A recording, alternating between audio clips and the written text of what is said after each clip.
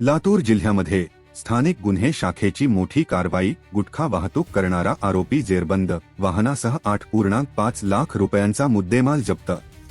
लातूर शहरामध्ये प्रतिबंधित अन्न पदार्थ म्हणजेच गुटखा विक्री व वाहतूक करणाऱ्यांविरोधात कठोर कारवाई करण्याचे आदेश पोलीस अधीक्षक अमोल तांबे यांनी दिले आहेत. त्या अनुषंगाने अप्पर पोलीस अधीक्षक मंगेश चव्हाण यांच्या मार्गदर्शनात स्थानिक गुन्हे शाखा लातूर यांनी उल्लेखनीय व प्रभावी कारवाई करून प्रतिबंधित गुटखा वाहनासह जप्त केला आहे.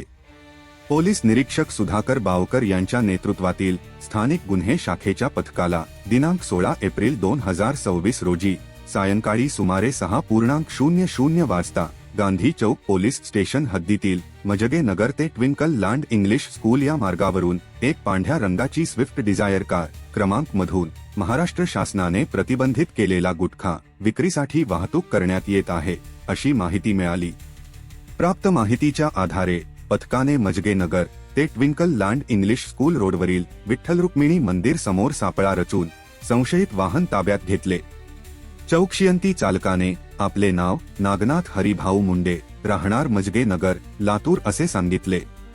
वाहनाची झडती घेतली असता गाडीतील सीट मागे व डिकीत पांढऱ्या पोत्यांमध्ये मोठ्या प्रमाणावर महाराष्ट्र शासनाने प्रतिबंधित केलेला गुटखा आढळून आला.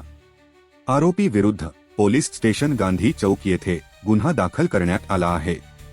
ही कारवाई वरिष्ठांच्या मार्गदर्शनाखाली स्थानिक गुन्हे शाखेचे पोलीस निरीक्षक सुधाकर बावकर यांच्या नेतृत्वातील पथकातील पोलीस उपनिरीक्षक अमर केंद्रे, पोलीस अंमलदार अर्जुन रजपूत, रियाज सौदागर, साहेबराव हाके, मनोज खोसे आणि आनंद हल्लाळे यांनी केली आहे.